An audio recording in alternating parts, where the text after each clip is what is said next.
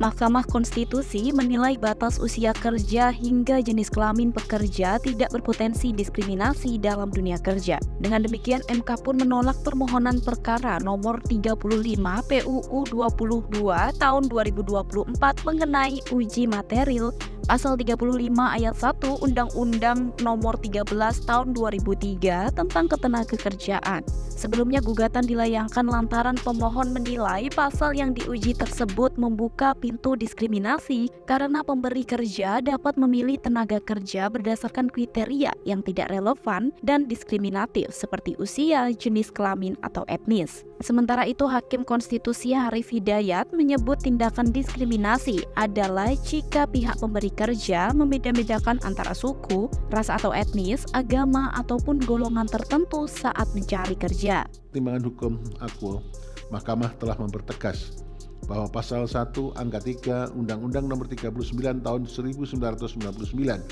tentang hak asasi manusia dikatakan sebagai tindakan diskriminatif apabila terjadi perbedaan yang didasarkan pada agama, suku, ras, etnik, kelompok, golongan, status sosial, status ekonomi, jenis kelamin, bahasa, dan keyakinan politik.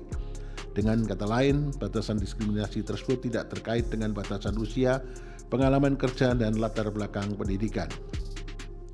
Bahwa selanjutnya pemohon mendasarkan pengujian konstitusionalitas permohonannya pada pasal 28 ayat 2 Undang-Undang Dasar tahun 1945, pasal tersebut mengatur hak bagi setiap warga negara untuk bekerja serta mendapatkan imbalan dan perlakuan yang adil dan layak dalam hubungan kerja, sehingga menurut Mahkamah tidak terkait dengan diskriminasi dalam mendapatkan pekerjaan.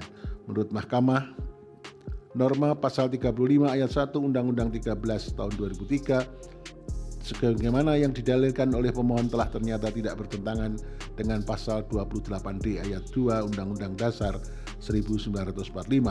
Dengan demikian permohonan pemohon adalah tidak beralasan menurut hukum. Menimbang bahwa terhadap hal-hal lain tidak dipertimbangkan oleh Mahkamah karena dinilai tidak ada relevansinya.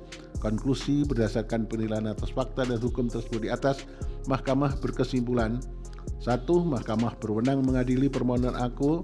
2. Pemohon memiliki kedudukan hukum untuk mengajukan permohonan aku. Dan 3. Pokok permohonan adalah tidak beralasan menurut hukum. Berdasarkan Undang-Undang Dasar Negara Republik Indonesia tahun 1945 dan seterusnya dianggap telah diucapkan. Amar putusan mengadili menolak permohonan pemohon untuk seluruhnya. Pendapat berbeda atau dissenting opinion.